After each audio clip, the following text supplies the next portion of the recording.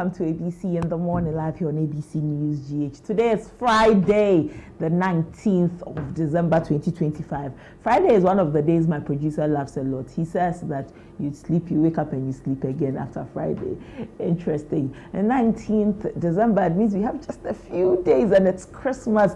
Yesterday I passed through town. People are in town. I saw a lot of mothers buying stuff for their kids. Oh, isn't that sweet? I remember when I was a child, I looked forward to Christmas. My mom will come home from town. I have a very vivid memory of one of the dresses she pulled out of the bag. And I was like, oh! I was so excited for that. I mean, it's great to be a child. I'm sure that so many children whose moms have gone to town, whose dads have gone to town, gone to buy them their Christmas stuff. They've pulled them out of the bags for them and they are over the moon because they get to wear what they want to wear for Christmas. We really appreciate our parents, you know, for all of the hard work they put into making our holidays a very great one. You're grown now, you know the kind of hard work it takes to make the holidays great for your children, and so we continue to really appreciate our parents. And so today, as it's Friday, the weekend before the Christmas holidays, parents, kudos to you. We really pat you at the back. We say thank you. We say God bless you for all that you put into to make the holidays really beautiful for your children, to make the Christmas memorable for them. We pray that you continue to receive much and more so that you can do beyond what your children even expect during the Christmas. Today is Friday. I remind you what I always tell you. Keep hope and faith alive and keep your head up. Do not relent in your pursuit of happiness. All of your goals, all of your dreams are within your reach. You will be able to achieve them. And so continue to have hope, continue to have faith, and continue to work hard towards all of your goals. For some of you, after today, you do not return to work until maybe the new year. And so if that is your reality, I wish you the best of the holidays. For those of you who would still be going to work and have 1 or 2 days off, you know, don't be moody, don't be melancholic. Always look to the brighter side of things, okay? Work hard as you would. And then when you get your few days of holidays, you go with all of the smiles that you can. But I've seen all the pictures and videos on social media. You guys are enjoying. At your workplaces, your unions are unioning, as we would say. The rice, the oils and stuff I'm seeing you guys take home. Wow. I like it for you, actually. Those of you receiving 13th month salaries too.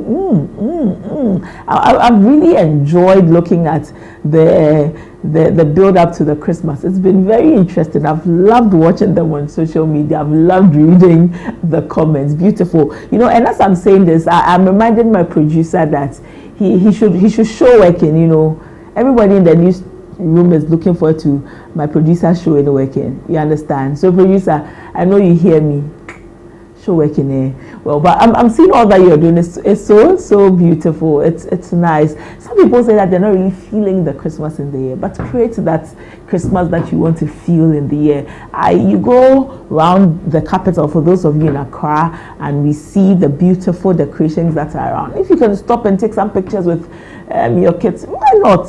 It's Christmas. Relax. Take it easy on yourself and have fun. There's so many places that are kid friendly. You can go there with your children, even adults. If you do not have kids, you can still find nice places to hang out, chill, and have fun. In any case, the AFCON is beginning this weekend. We are not in the AFCON. Ghana is not in it. But the beautiful part about following football when you are not part of it is that there's no, let me use the tree, I am shashe.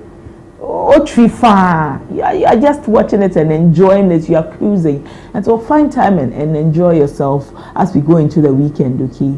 And since it's the weekend too, there's so many weddings. 20th December. What is with this date that all of you are getting married on the date? I know a few weddings coming up. Congratulations to you guys. Congratulations to my friends who are getting married. But so much is happening, and so it's beautiful to see. But today we have a lot for you here on ABC in the morning. On our first story, we'll take a look at yesterday's presser held by the Attorney General, Dominic Ayine. he had a lot to say, so much. Again, maybe I sleep on social media too much. I love to read the comments. I was reading the comments on social media from both sides of the political divide. Very, very interesting takes. Ghana is a very interesting place. I mean, I would not have been born anything but Ghanaian. You have a very interesting sense of humor, you know. The comments after the Attorney General's accountability series, when he took his turn, he talks about Ken Ofori-Atta, very important aspect when it comes to a fight against corruption. He says that they have initiated extradition processes to get Ken Ofori-Atta back into the country. But he also says that Ken Ofori-Atta has hired top American lawyers. And so I saw somebody's comments that why does the Attorney General and the Deputy Attorney General not see themselves as top lawyers? I do see them as top lawyers. You cannot assume that position of Attorney General if you are not top lawyers. And again, he even says that they are not afraid. So we look forward to see how this issue plays out. He says that he would have wished that they could exchange Abu Trika for Ken Ofori-Atta. Is that it? I said it's not as easy as one would think. So we'll look at that on our front story, the fight against corruption, how we are going. But he used a certain word. He says that Ghana may extradite Sedina Tamakulu to come and complete her sentence. I am quite curious about the use of the word may. I thought he would use will. Why did the Attorney General say may? Is it a conditional clause? Is it a condition that she may be brought back into the country to exhaust her sentence? And he also says to complete her sentence. That's where people also had concerns. Has she started the sentence already? No, she hasn't. And so why do you say to complete? But I mean, maybe we are picking the words too. We are picking on the words too much to scrutinize. But well, he mentioned Sedina Tamakulu, former CEO of Maslock, who will be extradited, who may be, let me not use different words than he used, who may be. So this is the latest in our fight against corruption. Are we on the right path? Are we doing a great job when it comes to fighting corruption? But on our main discussion, we'll look at 2025 so far. We'll have a special program for the main discussion. And so today, ABC in the morning is going to be an extended ABC in the morning. It will not be the regular 7 to 10 that you know it to be. We'll go a little bit beyond 10 a.m. where we'll have more discussions on the economy so far, right from when the year began up until now, and even what government proposes for the 2026 budget, how we are going to run our fiscal year in 2026. We'll look at all of that today on our main discussion. But everything on the show would come on. We'll bring you ABC Speaks. Samuel Yimabo will be here to bring you that. We'll bring you the latest in the world of sports. You do not want to miss out on that at all. Like Eugene Ofori-Suti said, we're building you up towards the AFCON. We're bringing you so many conversations that you do not want to miss out on at all. We'll bring you all of that here on ABC in the morning. Then we'll open the phone line so that you can call and share your thoughts with us. 053-916-1609.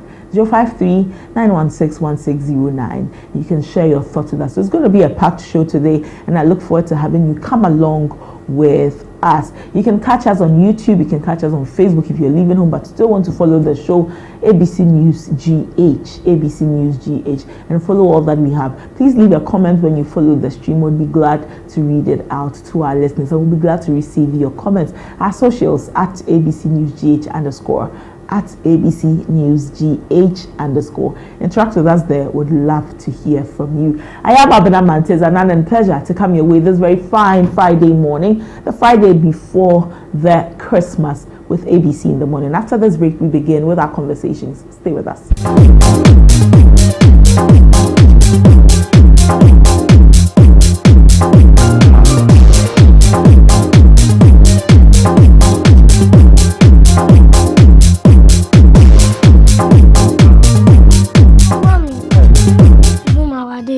Oh, Kwame. You know our secret, right? Yeah. Efia. Yes, me. I've got it. Now add your Chino Jollof mix. The perfect blend of tomatoes, pepper, and fine herbs and spices to ensure a consistent taste every time. And there you have it, your original Ghana Jollof. Jollof Soko. Jollof Soko. Tasty.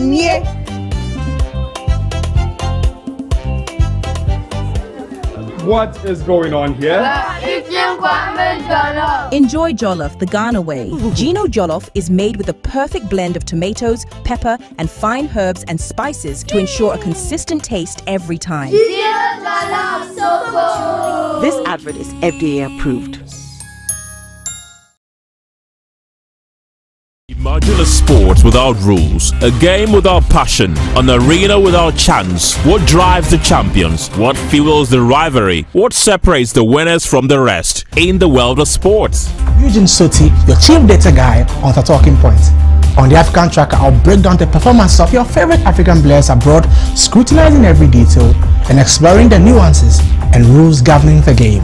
Meet us in your area for Area Take as we plug into sports perspective and hear your thoughts on every play of the game. I'm James Markion, your go-to expert for everything local. I'll review the fixtures from the locker room to the pitch and from the management to the fans. I've got you covered. Oh la la! Don't miss out on the double excitement. It's a fun pack, pulsating and complete wrap of everything in sports, from boxing to football, tennis, NBA and more. Sports World on ABC, as every Wednesday from 7 to 8 p.m. Sports World on ABC. Sports beyond borders.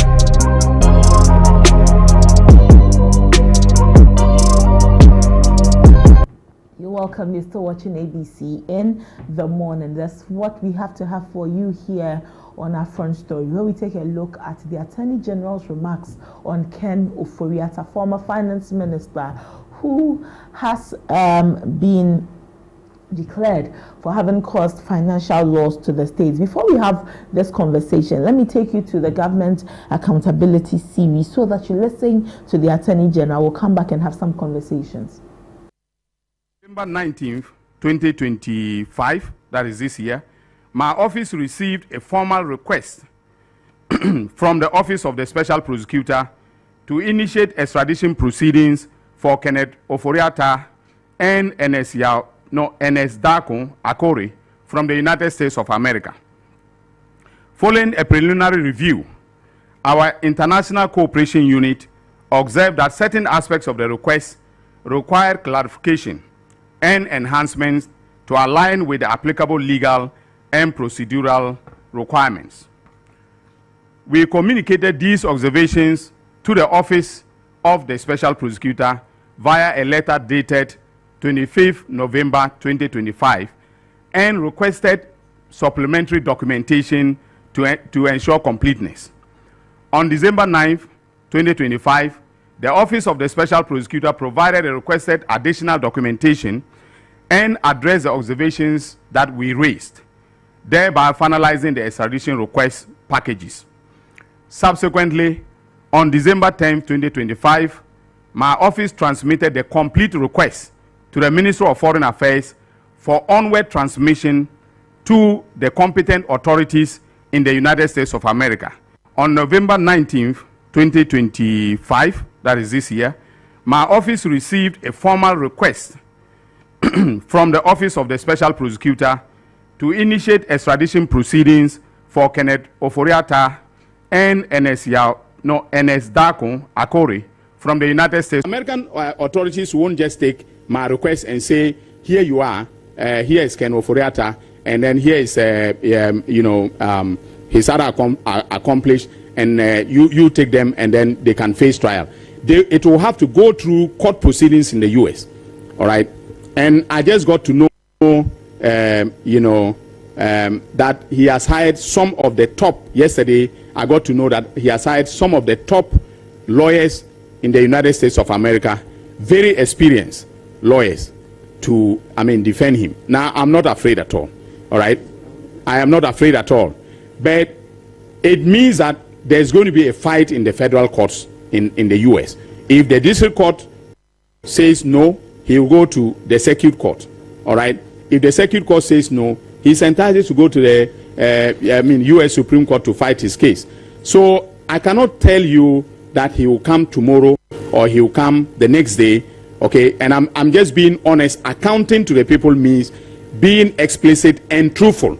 So this is what we are faced with. But I have on behalf of the government of His Excellency John Dramani Mahama, American authorities won't just take my request and say, here you are, here is Ken Ofori-Atta, and then here is his other accomplished.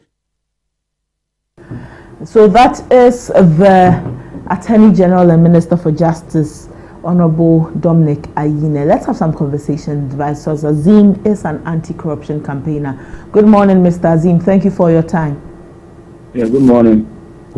Well, yesterday the Minister for Justice and Attorney General addressed the public.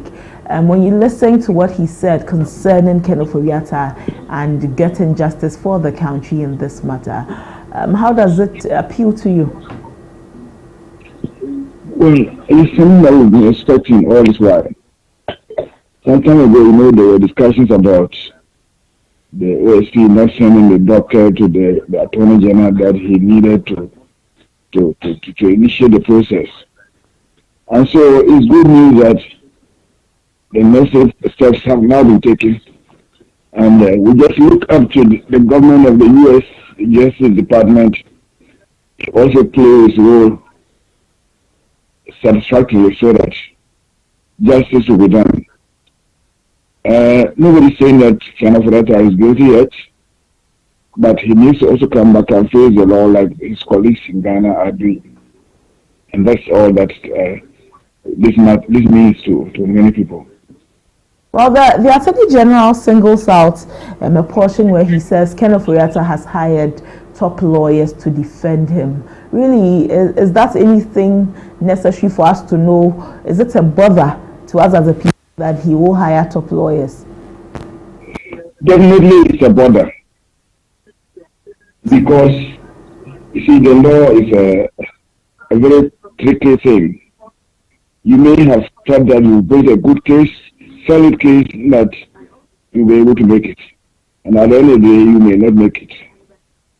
So it is important for him to point this thing out if he has enough evidence to support this statement. But we should not have too high expectations that he may fail or the country may fail to get him back. Not because they don't have a good case, but because they are working with tougher, more experienced, knowledgeable lawyers using the American law to defend a Ghanaian in the law courts of America. Well, so it will involve costs. Either we get money to also hire lawyers in America, or the Attorney General and his team of lawyers who have to travel there. Yeah. So the implications are not easy. Does this give any indication that Ken Ofori-Atta is trying to evade justice? Oh, definitely. Or accountability? Definitely. Otherwise, if he felt he had done nothing wrong, by now he should have been come back and said, look, I've done nothing wrong, I'm ready to face the court and defend myself. He should have come here to hire lawyers that he can hire. We have good lawyers in this country.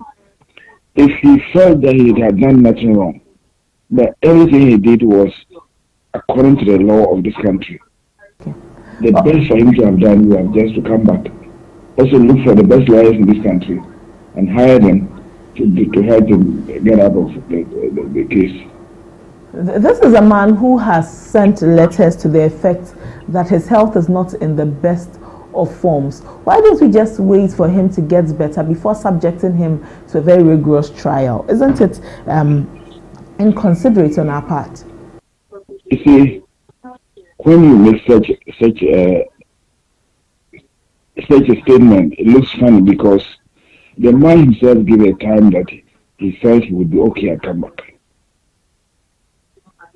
That time has passed. I think it was around May or so. We are in December. And people have even said they have spotted him walking the streets of New York. So it now you even begin to wonder whether those letters were actually genuine, or it was just excuses to delay the steps to get him back to Ghana. So I don't think that should be an issue. That shouldn't be an issue. Well, when following the Attorney General's presser and all that he told us about putting in place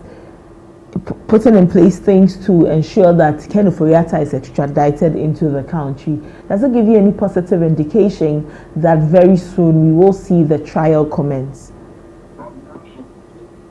No, I don't think that means that we'll see the trial commence very soon. And that's what he's told us. It's now out of the hands of, let's say, the Attorney General's office, except to go and defend the case. It's now left to the Justice Department of the U.S. to look at the case and determine whether Ghana has a good case to compel Mr. Ofori-Atta to come back to Ghana or not. And so, like I said earlier on, it's the course now will determine. It is not the government of Ghana or the Attorney General that will determine. It can take 6 months, it could take longer, we don't know. He himself said, yeah, you cannot just say, he cannot give us a timeline. Well, a few days ago, there was news that former President Adu Dankwa Akufo-Addo had been meddling in this situation about Ken Ofori-Atta to the point where he had sought audience with President Mahama to make things easier for Ken Ofori-Atta. The office of former President Akufo-Addo says that it is not really so. It is not as has been reported. How important will it be if we saw a collaboration between the former government or the former administration and this administration in ensuring that we get Ken Ofori-Atta back into the country to undergo all of these processes to ascertain whether he is guilty or to exonerate him? See, if you use the word meddling, it already shows that you're not going according to the law or is not asking for cooperation. If Ken Ofori-Atta had come back, maybe what the former president could have done was try to convince Ken Ofori-Atta to come back to Ghana. And as I said, help him, as the party has been doing. So most of the MPP people in court, their lawyers are virtually MPP lawyers. Even there was a case where even the former Attorney General was defending some of his people. So the best the former president can do is to rather encourage him to come back and then assure him of the support of the party, of the support of the family, to get the best of lawyers in the country, or even to bring them from outside the country to help him. Former president says that it is not indeed, he did not meddle in this situation. He has not sought audience from the president on the matter. Yeah, so there's no need for us to talk about it. He has said that he hasn't done it. The question we're asking is that unless there's evidence. The question we're asking is that could there be a collaboration with the former government, seen as Ken Ofori-Atta led in a very pivotal role in the former government? So we'll see a collaboration from the former government and this new government in that we have Ken Ofori-Atta back into the country, so that we did not have to go through all of these processes. It's been quite a lengthy journey so far. Yeah, I don't know what kind of collaboration we can get, except when he comes back to collaborate in providing the necessary evidence to support the country to get back whatever monies have been allegedly stolen. Otherwise, collaboration to say that he shouldn't come back or that the law shouldn't be strong on him, I don't think that's collaboration that we'll be talking about. And it will be difficult for the current president, to say that, okay, he should come back, we are not going to be very hard on him. He cannot be treated differently from the rest of the citizens that have also been accused of similar alleged crimes. Still on the accountability series that was held yesterday, there Attorney General said that the Attorney General may decide, may begin extradition processes to bring the former CEO of Maslock, Sedina Tamaklo, into the country to complete her sentence. A lot of concerns have been raised because of the use of the word may. Are we really supposed to bother ourselves with a word like that? Isn't it enough that the Attorney General has mentioned the case, or is it that indeed he's not giving priority to the case as it should? Well, I think that the word may, I see it as maybe a possibility that the money that have been stolen could be refunded, could return to the country as a condition for us not to pursue her. In her case, I think all the monies have been determined. And so if the agreement is that that money should be returned so that the government does not pursue her, it may be an easier approach than going after her outside the country, like we are going to do with Kusema Foreta, sending lawyers outside to also fight for her return. And then she comes back and the money is not available, we send her to prison maybe for 5 years, 10 years, and would have spent more money in addition to what is alleged to have been taken. So I see the may to mean that there's a possibility that there's a negotiation for her to return the money that have been taken or allegedly been taken.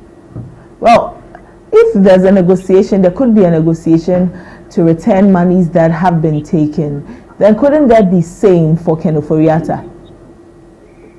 It depends on whether the case is straightforward and the fellow has admitted that he or she has taken the money. So it depends on individual cases. If the case is easy to calculate how much is involved, then the person says, yeah, I admit I've taken all this money illegally, I'm ready to return it. It's different from where the fellow is disputing the allegations. So you have to look at each case on its merit. I am not in the Attorney General's office. I am just saying that maybe the may means this. That is not a stand that I can take. I'm just saying that could be the possibility. Okay. I don't know. I ask that because Mr. Dinata Maklo was convicted on some charges concerning causing financial loss to the state, amounting to some 90 million Ghana citizens. So seeing as she has been convicted already, is there the need to still negotiate? That's what I'm saying. That you see, there are certain. I think the Attorney General some time ago explained why some cases were dropped. If the person is already outside the country, the cost of going through the process of getting her extradited to the country and not being sure of getting the money back when the person comes could dictate a possible negotiation. But if the fellow is already in the country and they cannot get hold of the money that the fellow has taken, the only alternative is to convict the person. So I said that each case will depend on its merit and the circumstances surrounding the case. Remember that I've always said I'm not a lawyer. I don't know the legal implications of something. I'm just looking at it from a layman's point of view, from the word may that they use. In other words, they are not certain that they will go after the person to be extradited to the country. Well, finally, and there has to be some reason why they may not be able to do that, and that's what I'm just trying to guess some reasons. Okay. Well, finally, that also hold the view that the USA has been able to arrest some persons involved in romance scam with the help of our security agencies and are taking them to the USA to stand trial. And so Ghana should have leveraged that to also get persons like Ken Ofori-Atta and Sedina Tamaklo into the country. And so we would have a direct swap or exchange. For those who hold the views like that, are they placing too much burden on the Attorney General's office? You see, that's what I'm saying. That we have different laws, even though there's that agreement that has taken place, or that we have this extradition agreements with them.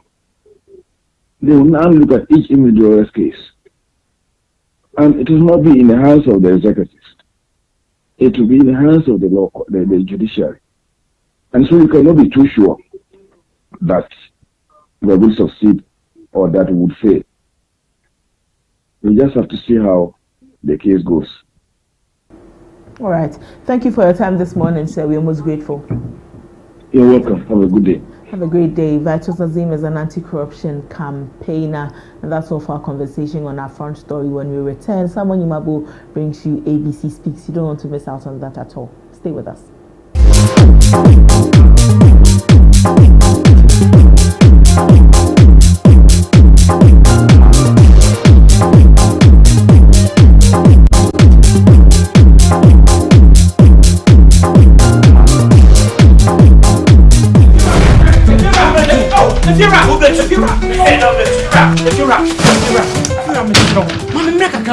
Rent back with the beer open.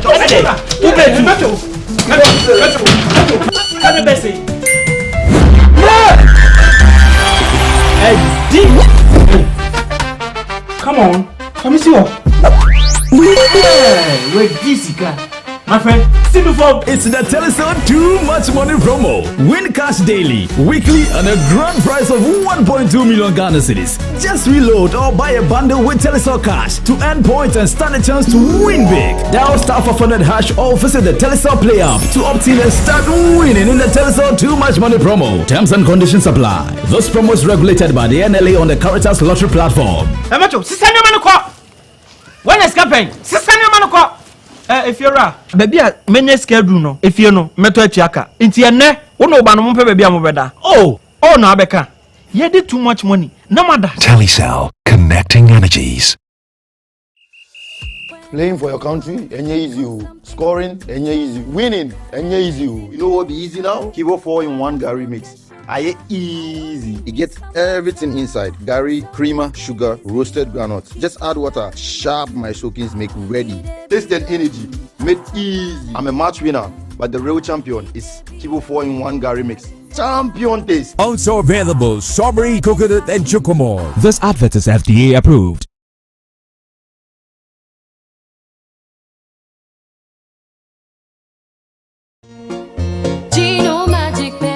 Magic pepper and onion, a delicious tomato mix with tomato, pepper and onion. No grinding, no blending. Ya yenini na da da da. So pa mediane no abin. Come on, Gino, do your magic.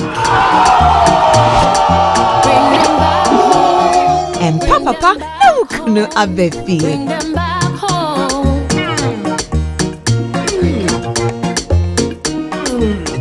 Tasty magic.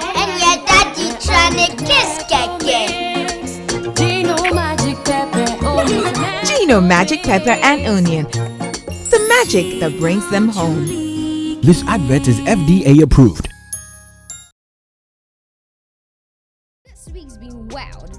New releases dropping, artists blowing up, moments going crazy on the timeline. Don't worry, we've got you. We put the highlights, the dates, the events, everything you need to know, and then the real fun starts. The official top 10 songs running the streets, the airwaves, and your playlists. If the culture is talking about it, we are counting it down. This is the rundown.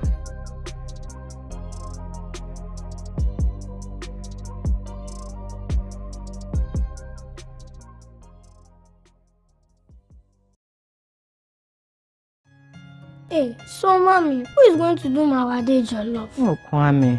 You know our secret, right? Yeah. Efia. Yes, me. I've got it. Now add your Chino jollof mix. The perfect blend of tomatoes, pepper, and fine herbs and spices to ensure a consistent taste every time. And there you have it, your original Ghana jollof. Jollof so good. Jollof so good. Tasty near.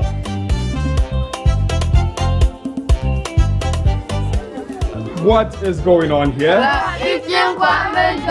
Enjoy jollof the Ghana way. Gino jollof is made with the perfect blend of tomatoes, pepper, and fine herbs and spices to ensure a consistent taste every time. This advert is FDA approved.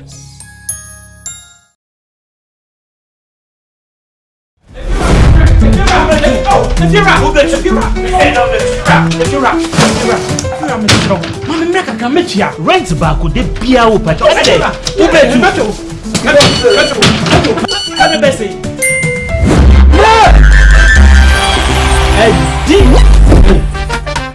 Come on, come see what? Where this guy?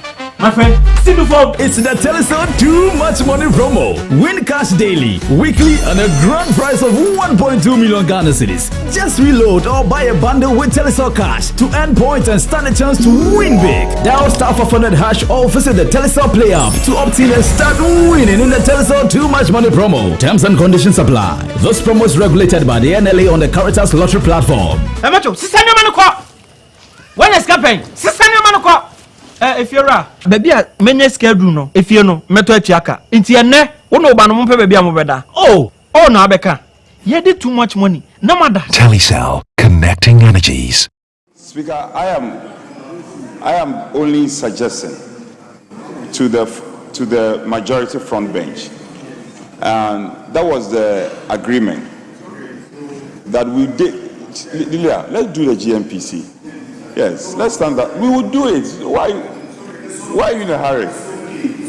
Oh, but let me finish.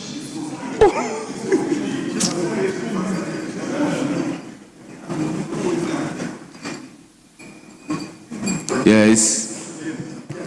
Mr. Speaker, in the early hours of today, you did refer the GRPC Ghana Investment Promotion Authority Bill to the Budget Committee. Yes, it has been referred.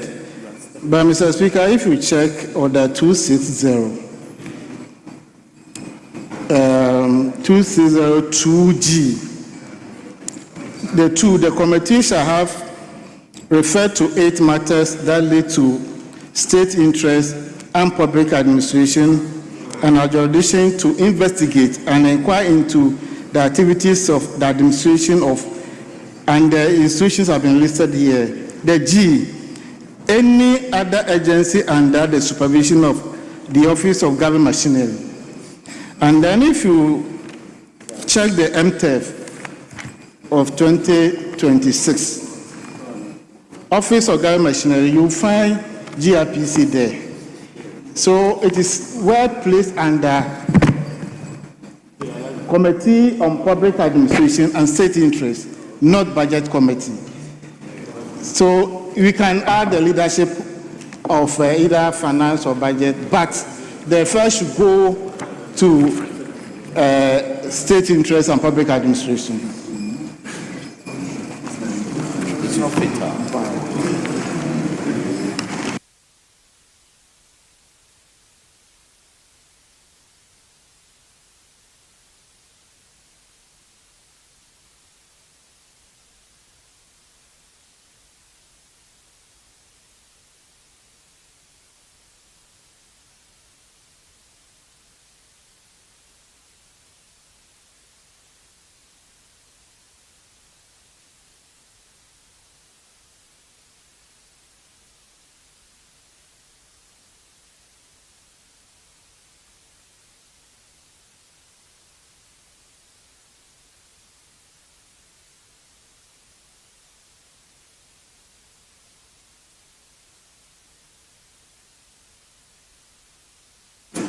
Honorable Member, I would then withdraw the referral and rather refer to public administration and state interests and ask that the leadership of the budget committee should as well as the leadership of budget committee and trade should join them. Very well, Mr. Speaker. And then consider it and report to the House. Very well. Thank you very much. I'm most grateful, Mr. Speaker. Yes. So, Honorable Minority Chief Whip, until the report is ready, we cannot proceed with that one. I got indication that the GMPC report is ready. So we can proceed and take item 23. Honorable Majority Leader, is the report ready? Speaker, that is so. It's been ready for some time. So let me Speaker, have a copy. Yeah, we have copies of it. Yes. And it has been loaded. It has been loaded onto the console, Mr. Speaker.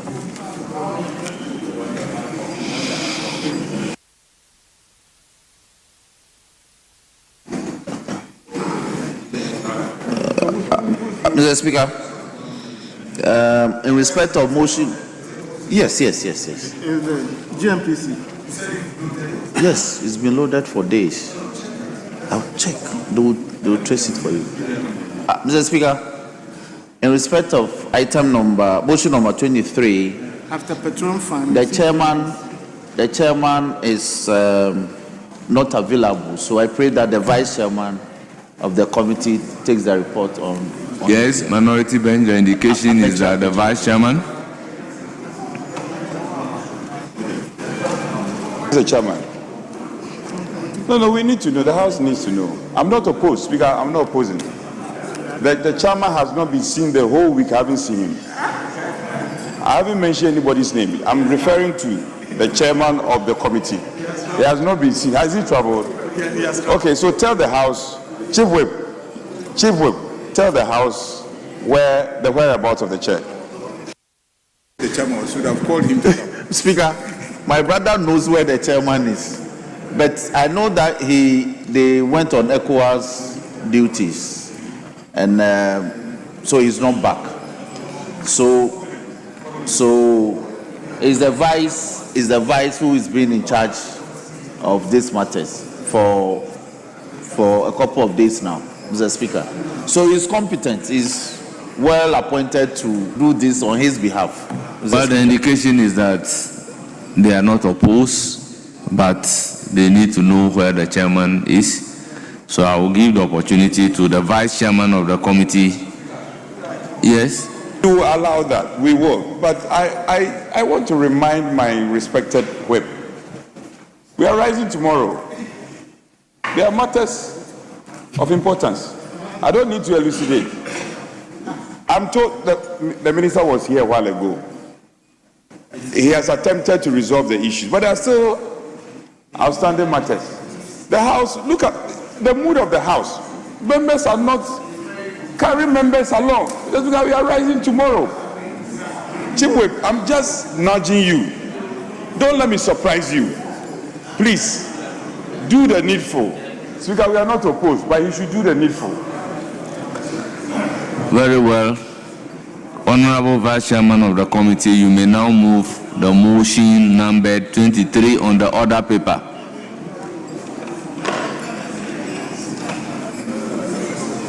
I beg to move that motion number 23, that this Honorable House adopt the reports of the Committee on Energy on the work program and budget of the Ghana National Petroleum Corporation, GNPC, for the year 2026. In so doing, I present the committee reports, conclusion, and I urge the Hazard Department to capture the entire committee reports. Deal with the conclusions. I'm dealing with the conclusion and recommendations. Together with its partners, GMPC 2026 work program and budget sets out at the strategic plan to strengthen the petroleum sector amidst global economic and energy transition challenges. GMPC projects revenues of 1,433.57 billion and expenditures of 1,635.79 billion, leaving a 202.22 million deficit to be converted through cash balances, loans, external supports, and the recovery of government and third-party receivables. I so moved. Yeah.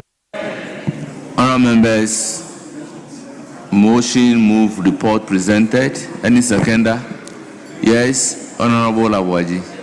Thank you, Mr. Speaker, for the opportunity. Mr. Speaker, I rise to second the motion for the report on the Committee on Energy on the work program and budget of the Ghana National Petroleum Corporation for the year 2026. Mr. Speaker, we all know that Ghana GMPC mandate is to develop national capabilities along the entire petroleum value chain and to conduct petroleum activities in such a manner that minimizes adverse impact. And also, one of their strategic objectives is to become a strong and efficient oil and gas exploration production operator with significant financial independence by 2030. Mr. Speaker, GMPC has enumerated a lot of activities for 2026, and some of their activities is to complete their head office project, which is about 87% complete, and then their research and technology center, which is about 95% complete. Mr. Speaker, the research center happens to be the fourth of its kind in Africa. And when it is completed, GMPC will not take their subsea data analysis to outside the country again. Normally, they take it to Europe and other places. But this is going to be a center of best practice where other African countries also can access it.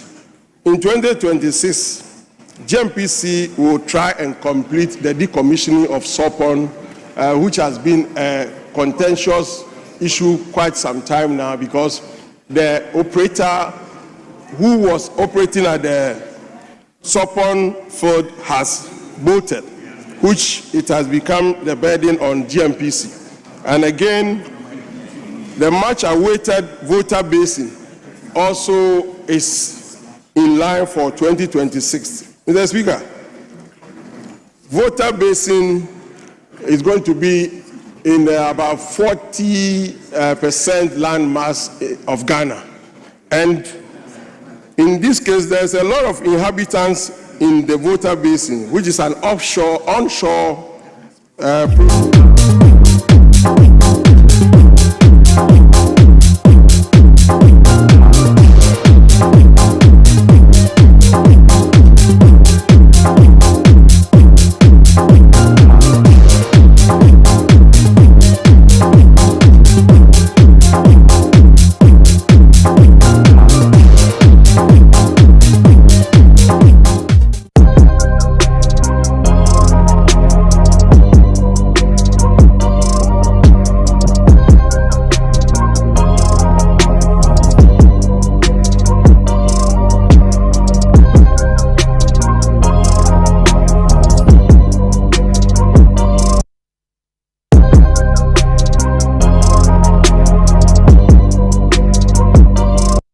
Hello there, good morning. Welcome to ABC Speaks here on ABC in the morning. I'm happy to bring you this segment here today. It is Friday, and if you have been a follower of this show, you know that I like Fridays a lot, so I'm in a very good mood. Also because the Christmas is just near, and we'll be getting a few holidays. So you might not see me all the time on the screens, but Charlie, we have to go and cool. We have to go and enjoy ourselves with our families and all of that. But as we are here today, I'm here to deliver ABC Speaks. And today we are looking at something that has become a chronic challenge in Ghana's public system and public office or the public sector. We are looking at the salary arrears challenge in Ghana's public sector when services goes unpaid. In Ghana, the public service has long been associated with duty, sacrifice, and national commitment. From classrooms to hospital wards, from district offices to security posts, many citizens enter public employment not only for income, but with a belief that they are contributing to the national development. Yet, over the years, one challenge has continued to test this sense of duty, and it is the chronic salary arrears, particularly among newly posted public sector workers. Now, for over or more than a decade, complaints about delays in salaries have surfaced repeatedly. Now, newly posted teachers report working for months without pay. Graduate nurses and allied health workers recount similar experiences after official postings. Youth employment programs have also faced payment delays. While each episode may appear isolated, together they point to a persistent structural problem. To be fair, government payroll management is complex. We understand that. Recruitment must align with budget ceilings, clearance processes, and public sector compensation frameworks. In times of economic stress, including inflationary pressures, debt obligations, and revenue shortfalls, salary payment become more challenging. These constraints are real and deserve acknowledgement. However, the human cost of salary arrears cannot be ignored. When a worker reports to duty daily, performs assigned tasks, and yet goes unpaid for months, the consequences goes beyond financial hardship. It erodes morale. It weakens trust in institutions. And over the time, it dulls the sense of patriotism that public service depends on. Patriotism is not sustained by slogans alone. It is reinforced when the state honors its obligation just as it expects citizens to honor theirs. When young professionals enter public service and encounter prolonged non-payment, the message they receive is troubling, that their sacrifice may not be reciprocated and the commitment may not be rewarded.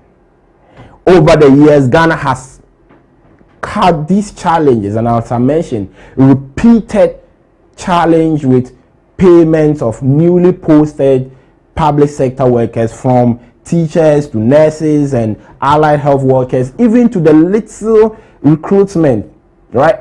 Even to the security services, when we have community police being recruited, to YEA recruitment, and all of these recruitment. One thing that has become akin to them is delays in salaries, such that people will work months without pay. And today I'm going to give you a recap of some of these things that we've had in recent times, starting from 2017. I remember this one vividly.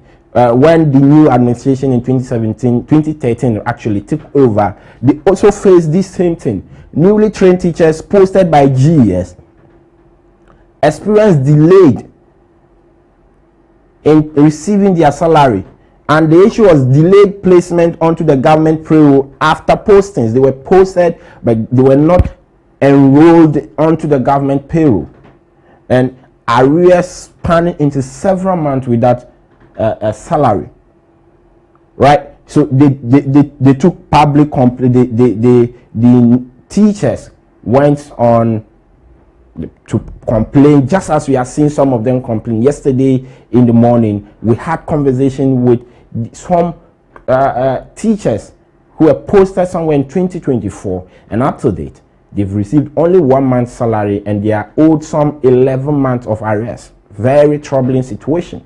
Similar thing happened in 2013. Let's look at what also transpired in the other years. After 2013, we saw these things recurring. We saw these things happening. Right. Now, 2013 also, we had newly recruited graduate nurses and midwives posted by the Ministry of Health and the Ghana Health Service. The delay in clearance and payment or payroll validation, some arrears spanning to between 6 to 12 months of unpaid arrears after posting. It had to take demonstration and threat of strike, just as these students and these teachers, newly posted teachers, are threatening to demonstrate, because they go to work months after they've been posted. Government is unable to validate their claims and then pay them because of sometimes due to payroll challenges. And the major thing has been challenges with our payroll system. Let's continue to look at some of the occurrences. Let's move straight to 2019, when we have NAPCO trainees. Remember the popular NAPCO trainees? After the government employed some 100,000 of them, enrolled them into a system. They started working across different phases of our public sector. Some were working in schools, some were in the health sector, others were in the security sector, some were in any part of the our economy. Some were in the working at ministries and departments. NAPCO trainees were all over the country. They had arrears, owed them, plenty of them. They had to demonstrate. Some had to come and vent on the media before the government could sort them out. This has been what has become the norm in our public sector. New recruits always face challenges. We always frustrate them. Right, let's look at the next one. New recruits are always frustrated. And what has happened is that most of them do not get the listening ear they need. Sometimes they just need somebody to listen to their plight, somebody to be there to take their complaint and fast track their processes, because going to work with an empty stomach can be very frustrating, because when you are hungry, you are angry. You are not able to show the energy that you want to exhibit. There's no motivation for you to go and work. Let's look at the recent one. Right, we have similar challenges in 2023 when we have newly posted teachers, and I remember allied health professionals. One of these, their allied health professional, properly known on social media platform, where was caught in between the web. He was protesting on social media. Government was not hearing their plight. It had to take the new government that came in to sort them out and pay their arrears, some 9 months arrears or so. These are the things that we subject our newly recruited professionals to. These are the things we subject them. In that same year, we had teachers, newly posted teachers from GES, suffering the same fate. And lastly, let's look at the recent one in 2024, when teachers were posted. Those who are still agitating, they were posted in 2024, somewhere in November, 8th November, they say they received their postings and they received their employment letters and were asked to go to start work. And they started work, some started work in December.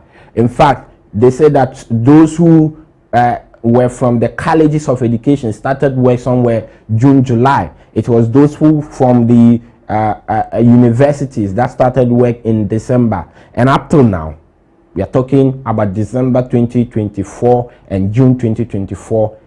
We are in December 2025. Just 1 month of salary has been paid. Some are owed 11, others 13 to 14 months of salary arrears. So you see. And then we have the nurses as well. We spoke to them also this week, I remember vividly, and they also have the same complaint. So what has become of our public sector recruitment? Right? Should postings proceed without guaranteed payroll readiness? Can recruitment be better phased to match fiscal capacity? These are the questions that we need to ask. Right? These are the questions that we need to ask, and successive government and government of today and the ones to come must ask themselves these pertinent questions. Should postings proceed without guaranteed payroll readiness? Can we better place our recruitment to match our fiscal capacity? Are there administrative reforms that can shorten clearance timelines?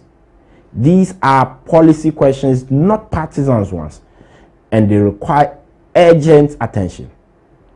It is important to note that salary arrears do not only affect the individuals, they affect service delivery. A demotivated teacher struggles to give their best in classroom. A financially stressed nurse faces emotional and psychological strain. Can you imagine a nurse who is not in the right sense, in the right mood, not motivated, trying to work on a critically ill patient? How will she or he take the time to deliver good care? In this way, delayed salaries quietly undermine the very public service the nation relies on. Resolving this challenge does not require assigning blame alone. It requires coordination between the ministries, the department, the payroll authorities, right? The Controller and Accountant General, and the fiscal managers of the economy. The Finance Ministry, who is most of the time supposed to give the clearance. It requires transparency with new recruits about timelines and expectations. Yes, that's another thing. Be transparent with them, give them timelines they can hold you to. But when you leave them in the dark, you leave them to wonder. Above all, it requires recognition that the timely payment is not a favor, but a contract between the state and its workers. Ghana's development rests not only on policy and infrastructure, but on people, citizens willing to serve with integrity and commitment. If the nation expects patriotism from its public servant, it must demonstrate reliability in return. You can't expect people to be patriotic and you take them through this stress. Addressing the chronic salary arrears is therefore not just an economic necessity. It's a moral and institutional imperative. Governments must take this seriously. If you do not have the fiscal space to employ, keep it as that. Let people go and struggle and get something else to do. But don't come with a promise that I'm giving employment when you know very well that there's no fiscal space. But because of political expediency, you want to do it to get the clouds or the political praises that you've done employment, you've done new recruitment. However, behind the scenes, you know that there's no fiscal space. So you take the new recruit through stress. We are not doing good to our public service or to our public servants if we take them through this. That is why we are seeing a lot of nurses and teachers leaving the country to go and work elsewhere. The attrition rate is rising between among nurses, teachers, even other public servants. They are leaving the country to places that they will not face these challenges, places that they feel that they will be valued. So as a country, we must show value to our public servants. Let's do them right and expect them to serve the nation well. We hope that the teachers and nurses who are currently facing these challenges, that the government of the day and all stakeholders will come on board to resolve them. And going forward, we tackle these issues and we make sure that recruitment meets our fiscal space. And we do not take our nurses, our teachers, our public servants through this unwarranted stress. This is ABC Space here on ABC in the morning. Abena, this issue of delays, salary delays, I mean, every government it happens. It's not akin to one government. It happens. So it's become a norm. It's become a norm, and sometimes you say that I hear people say it's better to be employed and not receive salaries and receive it later than to sit home and do nothing. But then yesterday, if anybody followed our conversation with Eugene Zoranu, the president of the Graduate University, the organizer rather, teacher, the organizer, this is, you could feel the frustration in his voice. You mentioned about who are the duty bearers, listening to them, speaking to them. In this case, they are not getting anybody to listen to them.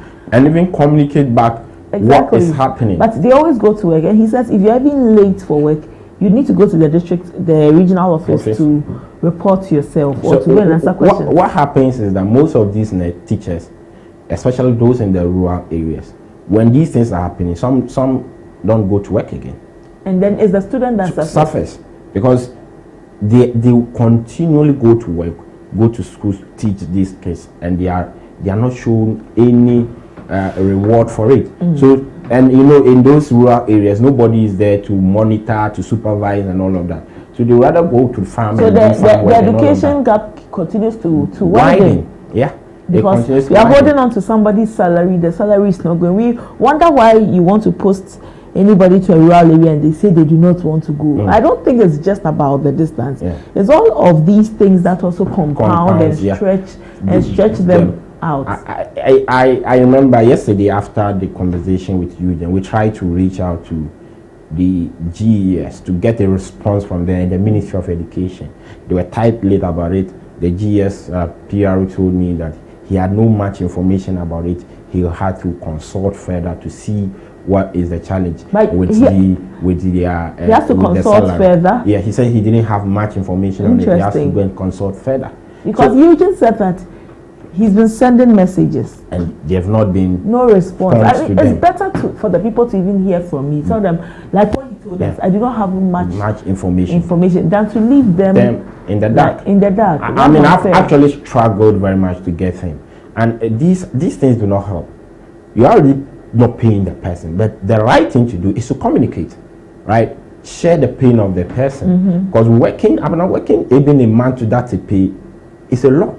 Yes, how much more? 11 months? 11 to 12 to 13 months of no salary, not single salary. You just go to work and you inhale the air, you come home and you are expected to wake up the next morning, go to work, wake up the next morning. Where is the motivation? Let me not waste your time. I will hope that the duty bearers will come to solve this issue and bring a lasting solution, because one thing about Ghana and our government system is that we always find short-gap measures to address issues, but we're not looking at sustainability. We need to find sustainable solutions to our issues. How do we resolve these payroll issues sustainably, that going forward, no person, no new recruits, no public service worker will be employed, and at the end of the month, they are asked to go home without a salary.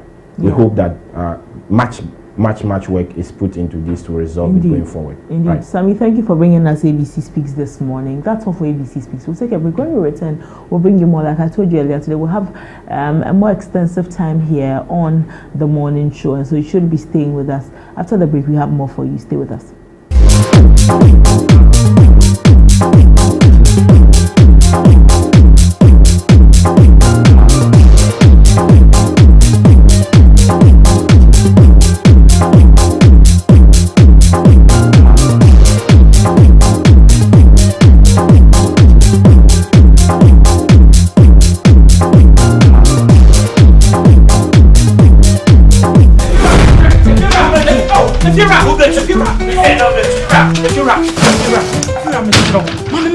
Metia, rent back with the beer open.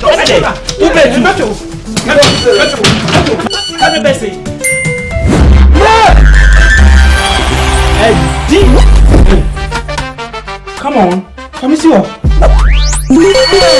Wait, this guy. My friend, still before. It's the Telecel Too Much Money promo. Win cash daily, weekly, and a grand prize of 1.2 million Ghana cedis. Just reload or buy a bundle with Telecel Cash to earn points and stand a chance to win big. Dial *500# or visit the Telecel Play app to opt in and start winning in the Telecel Too Much Money promo. Terms and conditions apply. This promo is regulated by the NLA on the Caritas Lottery platform. When is campaign? If you're a baby, many schedule no. If you know, meto chiaka. Inti ene, uno banu mpe baby amobeda. Oh, no abeka. You did too much money. No matter. Telecel, connecting energies. Playing for your country, enye easy. Scoring, enye easy. Winning, enye easy. You know what be easy now? Kibo 4-in-1 Gary mix. Aye easy. It gets everything inside. Gary, creamer, sugar, roasted groundnuts. Just add water. Sharp my soakings make ready. Taste and energy.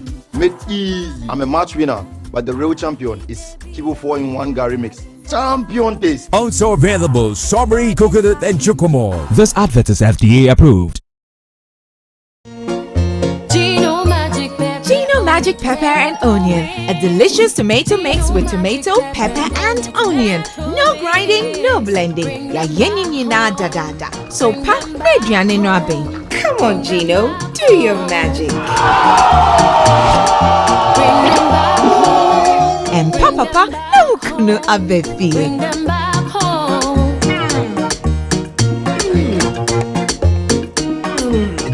Tasty magic.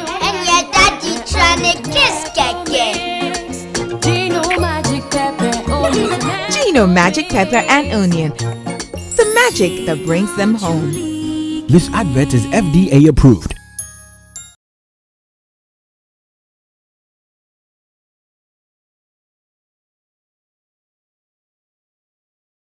This week's been wild.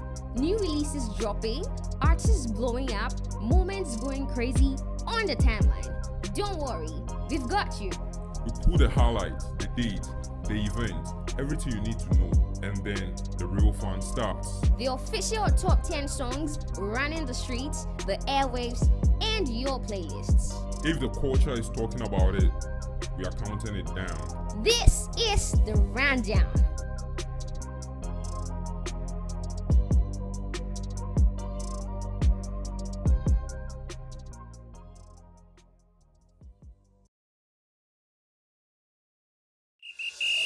Playing for your country, enye easy. Scoring, enye easy. Winning, enye easy. You know what be easy now? Kibo 4-in-1 Gary mix. Aye easy. It gets everything inside. Gary, creamer, sugar, roasted groundnuts. Just add water. Sharp my soakings make ready. Taste and energy. Made easy. I'm a match winner, but the real champion is Kibo 4-in-1 Gary mix. Champion taste. Also available strawberry, coconut, and chocomore. This advert is FDA approved.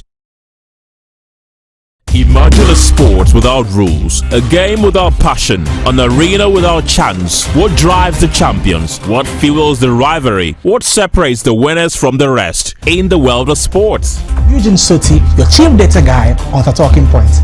On the African Tracker, I'll break down the performance of your favorite African players abroad, scrutinizing every detail and exploring the nuances and rules governing the game. Meet us in your area for Area Take as we plug into sports perspective and hear your thoughts on every play of the game. I'm James Makion, your go-to expert for everything local. I'll review the fixtures from the locker room to the pitch and from the management to the fans. I've got you covered. Oh la la! Don't miss out on the double excitement. It's a fun pack, pulsating and complete wrap of everything in sports, from boxing to football, tennis, NBA and more. Sports World on ABC as every Wednesday from 7 to 8 p.m. Sports World on ABC. Sports beyond borders.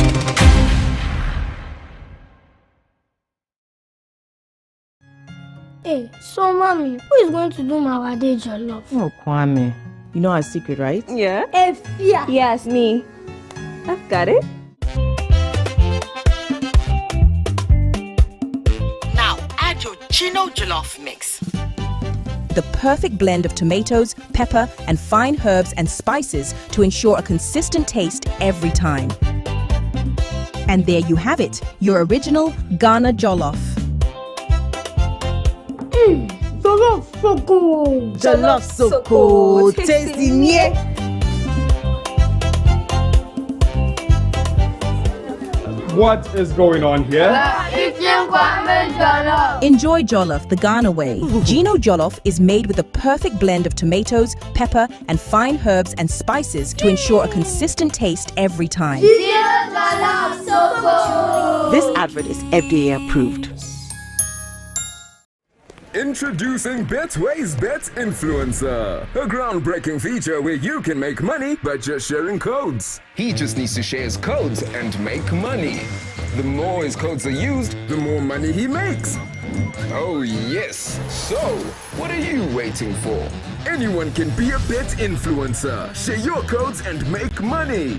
Bet Influencer, another world first from Betway. This advert has been approved by the Gaming Commission of Ghana. Betway, get way more. Must engage the finance minister further. My problem is that majority leader, you're not paying attention to me. I'm saying that their revenue generation, the minister is taking away, is reducing it from 30% to 15%, and he's taking the money to the consolidated fund. Now this fund is what they use in doing exploration. Now because the seismic data shows that we have more potential of more hydrocarbons, they should be doing more exploration to explore and discover more oil. And therefore, discovery of more oil means we'll get more revenue. So I know I have convinced you. So, Energy Committee, the ranking is here. The Vice Chairman is here. They should go back and engage the Finance Minister. At least, if they can give them even 30% or 20%, that should be enough. But to slash away such a huge amount will not be acceptable to those of us on this house. And Speaker, I pray you that you accede to my call and help to salvage GNPC, because the fundamental reason for the formation of GNPC is exploration. If I'm wrong, somebody to tell me. For exploration. And if their fundamental role and function is going to be curtailed, then we must as well as a house pay attention to it and make sure we deal with this matter. With these words, Speaker, I thank you for the opportunity.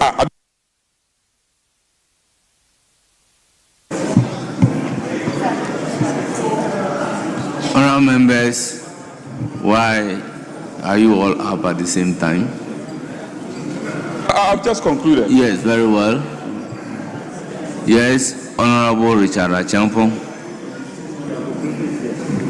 Mr. Speaker, thank you very much to support the approval of the work plan of GNPC for the year 2026. Mr. Speaker, I was not getting the drift of the minority chief whip. On one breath, he was blaming GNPC. Another breath, blaming the Ministry of Finance for slashing their foundation resources up to 15%. The issue at stake is the resources allocated to them. What were they using the money for? So we are calling the new leadership of GNPC to change course. Yes, we are resetting GNPC, Mr. Speaker. Yeah. GNPC has constructed more astroturf in this country than any other institution. Is that their mandate? For instance, it's a 1.3. All over the places. You see that you don't have, but your friends have it. Yes. Mr. Speaker, more than 50 years that we heard about Voten Basin project. As we speak, nothing has been done about it. Every year there's a allocation to Voten Basin project. But still, do you have oil from Voten Basin? Instead of drilling new wells so that we can get value for money, they are just constructing astroturfs. Astroturfs.